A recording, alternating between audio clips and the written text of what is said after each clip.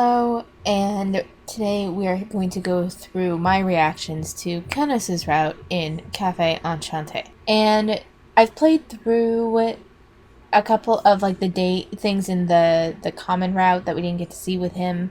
And it's very cute. He's very he's the knight. He's dressed like a knight and everything, and so I think that's probably where it's in. But he has this very chivalrous quality to him that I do love, and he's also very bashful in his own way. It's very sweet. Canus's route so far for this first chapter isn't anything that I wasn't already kind of expecting.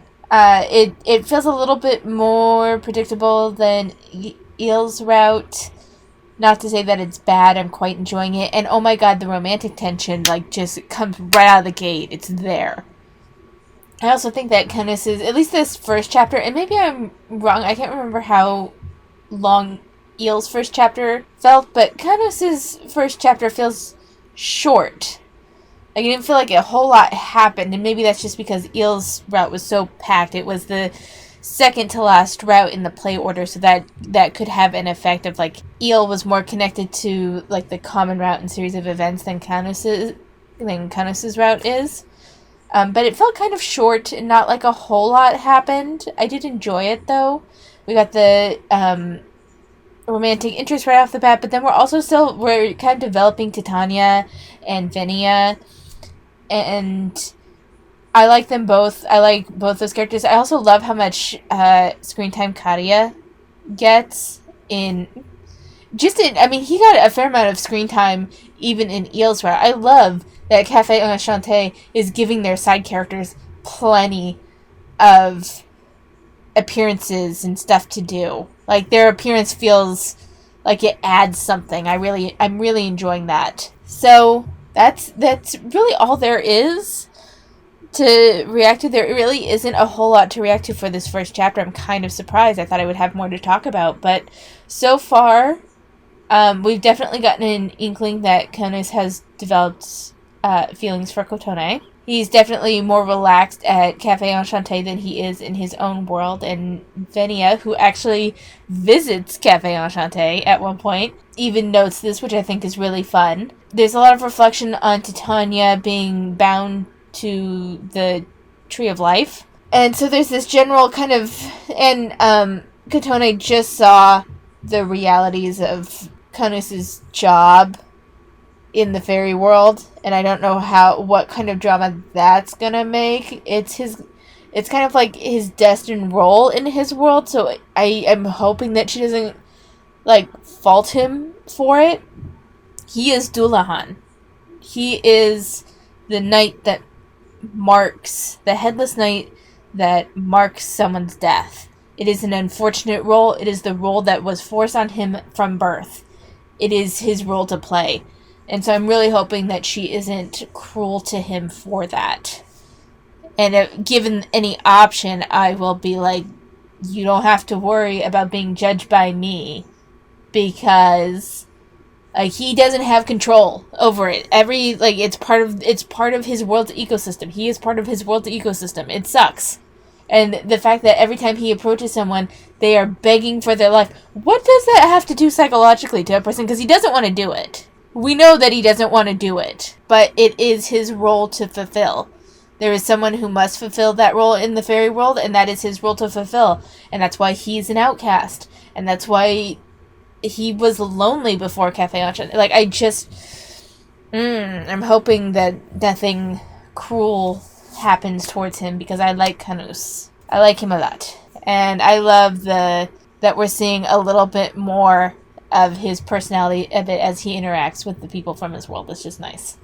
But yeah, that's all I have to really say about it. I swear, I don't think it's my imagination. I think Canus's chapters are much smaller than Eel's were. That being said, it doesn't feel like there is as much to cover in Canus's route. It's a pretty straightforward route so far from what I'm seeing, and I don't, it's pretty clear the trajectory that this is going to go on, unlike Eel's route, which really kind of had me questioning things a little bit more, trying to guess. I feel like Canus's route is pretty straightforward, kind of like him. And I will say, Kotone confronted him like I thought she would, It ended up paying off more than I thought because there was more to his role than I realized. That whole world tree is an evil bitch, apparently. And the reason why Titania is stuck on her throne attached to the tree is because she's part of a sacrifice. But even more so than that, apparently the tree requires so many killings every so often. And it has to be pretty regular intervals because Canus went off to take care of business in Medio a lot. And I'm guessing it's like a weekly, my guess would be that it's like a weekly requirement. I gotta say, it was something that it was a darker turn than I anticipated because I was fully willing to accept Canus had that role and was the villain, and that was just his very unfortunate lot in life, and wanted to take the route of being supportive of that. Had I done that, it would have been a bad idea. One, it would have led to a bad end, but two, once I learned a bit more about the Tree of Life thing, the more I'm like, oh, there's something sketchy going on here. So I take a look at where my decisions kind of fall with what's favorable for him and not. And if I had chosen to just, after I had learned about the Tree of Life, if I had just chosen to silently support him, it would have led to a bad end. I'm curious to know what that bad end is. We're going to check out what that bad end is. Or at least I'm going to check it out and then I'll talk about it. Ultimately, I don't understand why Kotone was so fucking shocked that he killed the fairy and like, was that what you do? He's the fairy of death. That was mentioned multiple times in the common route. He is known also in Irish folklore as Dullahan. We read a little passage about that. There was an explanation of what Dullahan was in Irish folk. Like, I don't understand why she was so surprised. That's the bigger thing for me. That's the thing that irritates me. I'm like, why were you surprised, Kotone? This was, and then Canus, like, to a certain extent, I can understand him, like, not wanting her to see him kill a fairy. Like, I get that. But at the same time, you also pretty much explained it to, was everyone else just to fucking sleep during the common route? What is going on? But even so, they're really, like, that's about the extent of it. Kadia is getting so much screen time in this route, and I love that. I love that. I love Kadia. He is such a good side character. He is, like, the voice of reason, which is hilarious because he's a middle schooler in a room full of adults. Like, he's always surrounded by the adults, yet this 14-year-old middle schooler, is the voice of reason. I don't know why I love this dynamic, but I do. I love, like, every once in a while you will see him be a kid like we did in Eel's route, where he was given, like, this very high pressure kind of job to do because Monsieur is smart and he understands what's going to go on. For the most part, Kadia, especially in Canus's route, is the voice of reason and has a little bit of information to share, which was really helpful, and I love that he got a bigger, like, role. And I love that they didn't just, like, he doesn't just pop up on occasion. Like, he is an integral part of the story at this point, and I love it. But that's I think I've covered everything, because that's really all that's happened, is her confronting Canus. We find out some shit about the Tree of Life. Oh, Venia. Okay, so Venia wants to destroy the Tree of Life, and apparently something happened before where Canus's predecessor, who he's apparently, like, has the memories of, but they're, like, that was weird and not explained, and I wish it had been explained more. How does that work? How does Canus have memories from his predecessor? Is that fairy magic? Is that part of being a fairy? Or is it, like, we're not going to explain that? Okay. But Venia, who is very attached to his sister, who is Titania, wants to kill the Tree of Life, essentially.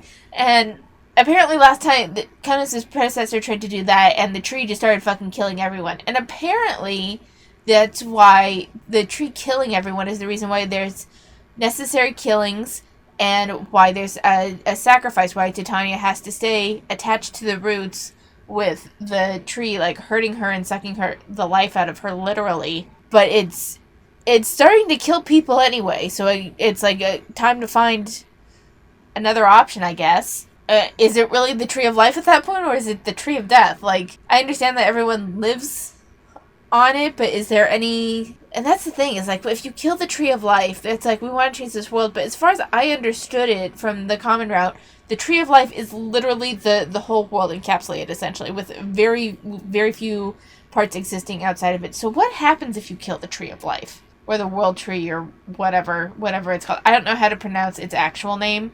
It actually has a folkloric name that I've seen, and I want to say it was, like, Nordic folklore. Maybe it's Irish, Scottish folklore. I don't remember. I don't know how to pronounce it worth a shit, so I'm not even going to try. What's going on? Like, what happens if you kill... Does everyone die then? If you do successfully kill the Tree of Life, I guess they don't have to worry about food. And I guess, like... But how does that affect your lives of everyone? It's just lots to think about in terms of stuff that isn't being addressed a whole lot. What is being addressed is, like, keeping to a very simple storyline, but there's elements here that could be explored more. We have 2 chapters left. I gotta be honest, with how short they've been, I don't expect them to get much longer, and I don't expect these questions to be fully addressed. We'll get something that's kind of an idea, maybe, in the final chapter, at, like, the very end of the final chapter, like, your ending. Maybe we'll see that. I've noticed, I wonder if this is going to be a trend with the other, at least 2 of the other, both Ignis and Monsieur. I'm wondering if, like, changing the fundamental way their world works is going to become, like, an ongoing theme, because that's the way it was with Eel's route, and now that looks like the way it's going to be with Canus' route. Is that the way it's going to be with Ignis and Monsieur as well? And how does Rindo, or Kaudu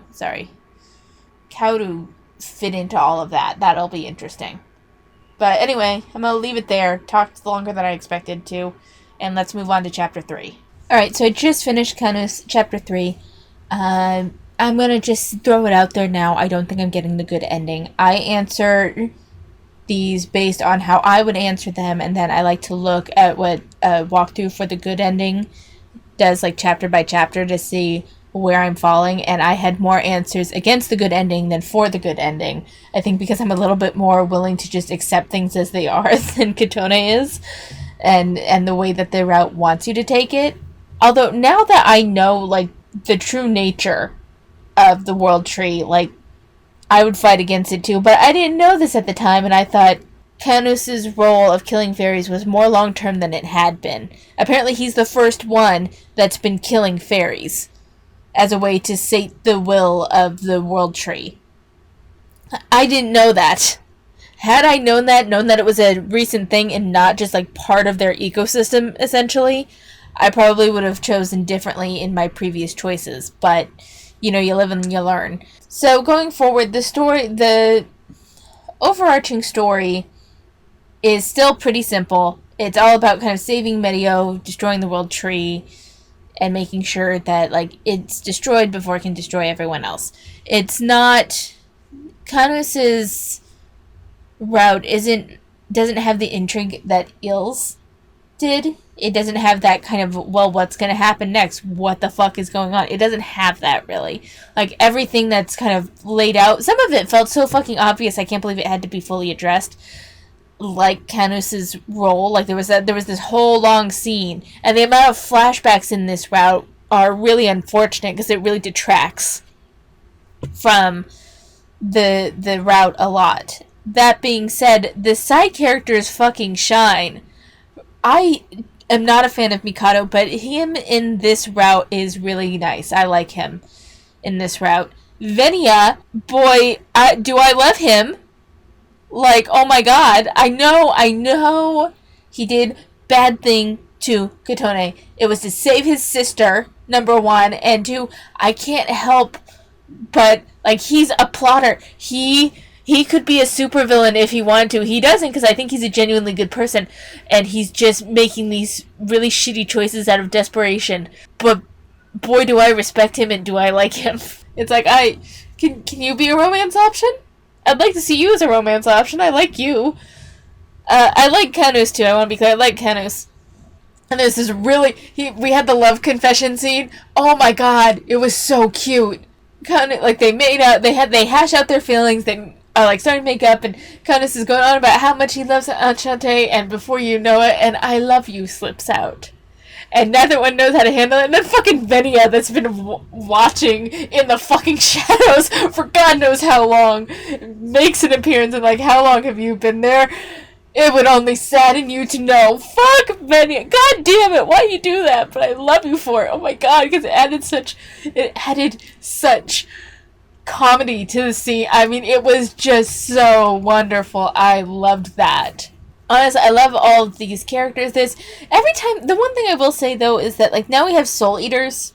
Exactly what they are is a little unclear. It's something about being the culmination of the souls, I guess, of past World Tree brides, which is like the fairy queen. It's basically a sacrifice, and now there's like a bunch of them. The rest of the cast hasn't made much of an appearance, not the way they did in Eels one, but I definitely feel like the romance between Kotone and Canus a lot more. And I definitely don't dislike this route. It's just simpler than Eel's route, a little bit more straightforward, and I think they tried, because it seems to be a little shallower, a little bit shorter. It feels like they tried to stretch it out with pointless flashbacks and things that shouldn't really have needed to be explained. That being said, I still think it's a decent route. I'm not dissatisfied. Canus is funny. I love him. I love all of the characters in this game. I mean, they're even ones that were complete assholes to begin with. I have grown on me. Kaoru still is very much for me. I'm still not really looking forward to him in his route. Like with all of the side characters and everything else going on, I certainly am not. I'm curious to see where his is gonna go now, because Canus's didn't go entirely the way I thought it would. There's a lot more problems with the world as a whole than I thought. I thought it would be more contained to Canus, but it's become this whole Medio thing. So I'll be interested when we get to Kaoru.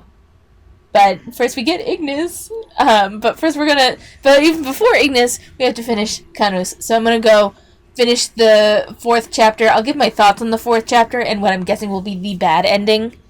And then from there is a bad ending partway through that I'll do, but I'm not gonna do like a separate portion on. I'll cover that when I cover the good ending, because it's not gonna be that long. So with that, it's time to move on.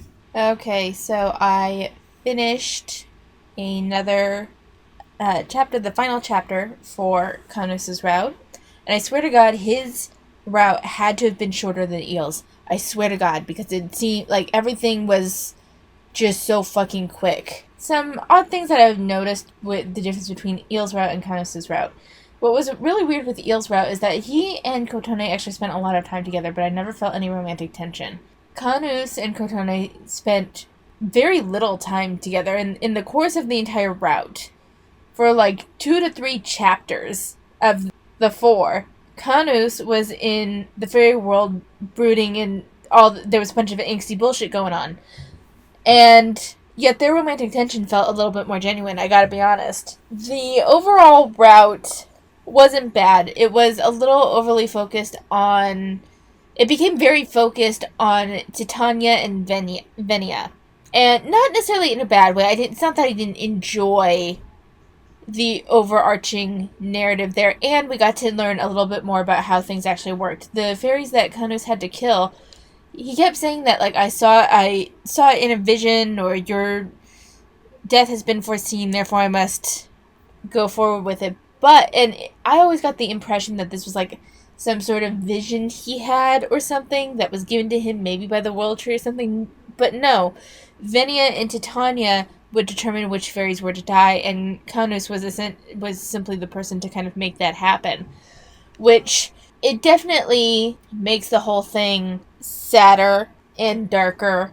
And, I don't know, like, the route didn't endear me to Canus anymore.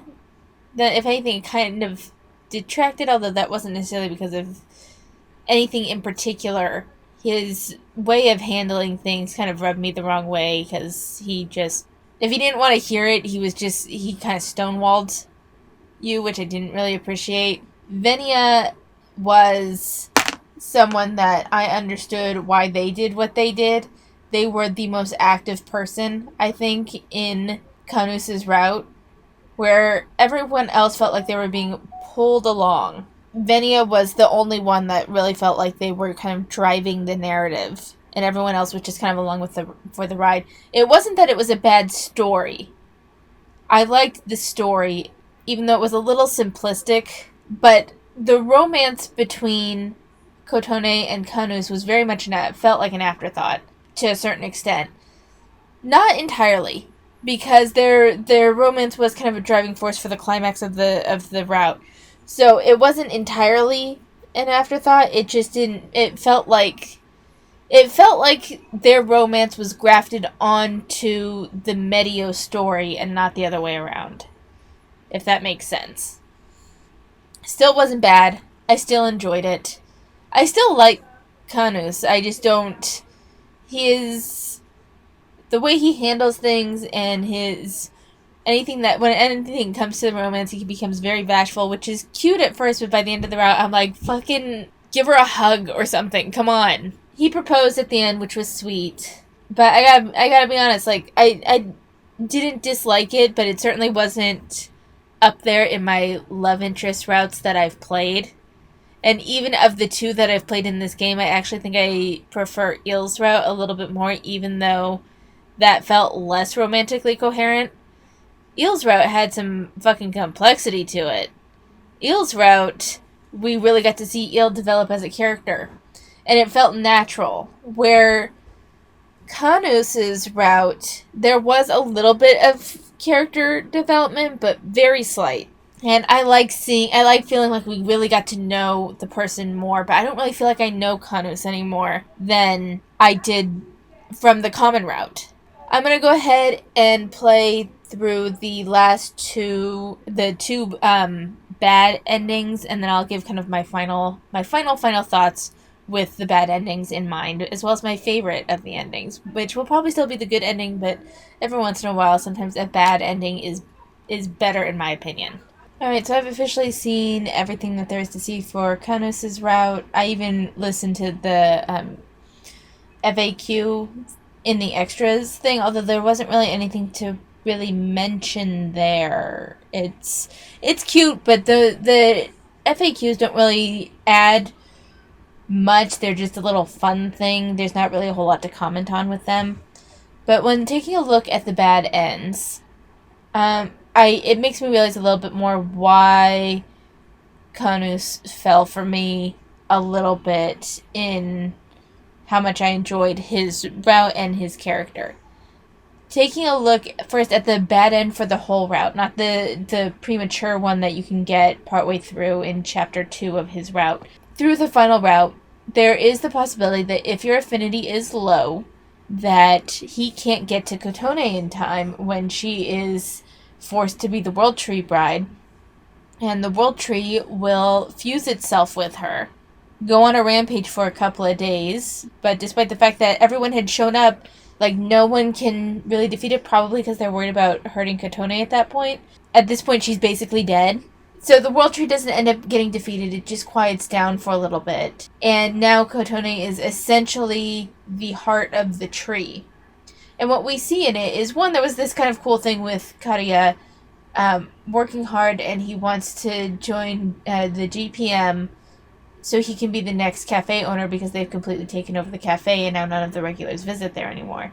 And he misses the joy of that space, so he wants to become the next owner so everyone can meet up again. So that was kind of a fun not Easter egg, but a fun little side thing that I kind of liked. But more than anything, what we see is the best and worst traits of Canus. The best trait being his complete and utter fucking devotion.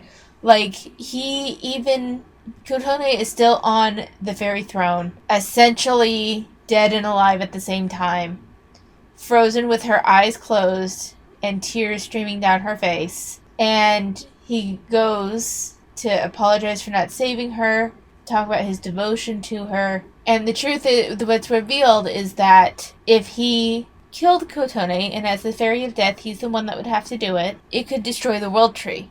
The World Tree is dormant now, and Kotone is basically the World Tree's heart. But he can't let it go, and I think it's meant to be this kind of tragic love sort of thing, and it would be if this weren't like his big issue for most of his route is his inability to let go and his fear of what would change or what would be the result. It's part of the reason why he stayed in the role of the Fairy of Death, killing fairies for sacrifices, even after Venia offers an option to try to kill the World Tree with the cafe regulars. Canus won't even entertain the idea. And the other thing that we can see that kind of shows off Canus's like negative personality traits is the premature ending. The premature ending is when you don't press it any further and you let him kind of, like, this is after you see him kill a fairy, there's this big confrontation, he basically is like, you don't understand, this isn't your world, he kind of is a little bit of a jerk about it, and pushes her away, and if you don't pursue him, he just never returns. He never returns, and this is the other thing, is that he's a big avoider. He avoids things when confronted with uncomfortable situations that he doesn't know how to deal with, which I think is what was happening with Kotone. And I think that's why he kind of became less of a love interest I was interested in as the route went on. Kind of avoiding things was... It's not something I like to see in just about anyone, but definitely not in a love interest. Not to say, again, that Canus is a bad character. He's not a bad guy. He's a perfectly wonderful character. I love the chivalrous knight aspect. I just didn't enjoy his route as much as I thought I would, more than anything. But yeah, that's it. I'm gonna take like a day break, and then we're moving on to Ignis. Ignis was the other one I was really excited for, so hopefully I'll end up liking Ignis's route more than Canus's route. As for current rankings, because I like to rank them based on personal enjoyment, it's hard, but I kind of have to put Eel's route over Canus's route.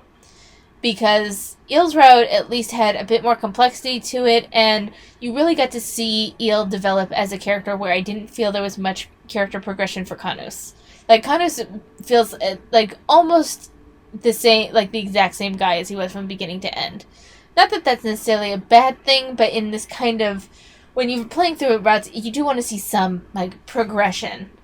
And I didn't feel that from Canus. He had cute moments, but so much of it wasn't even really focused on him that it's also kind of hard to judge the lack of character development because so much wasn't even focused on him as much as this external issue. I'm going to leave it there. So my current ranking is Eel first, Canus second, although that the difference in enjoyment is pretty small simply because I did not feel Eel's like romantic connection with Kotone at all, where I really felt it with Canus, and that's what really closes the gap for me. But that's the current ranking, is Eel and then Canus. We're going to move on to Ignis. Oh, and another prologue opened up, but they're very short. They don't seem like super relevant. My guess is that it's all going to feed into Monsieur's route, but we'll see. And yeah, so thanks for watching. Take care of yourselves, and let's go on to Ignis's route.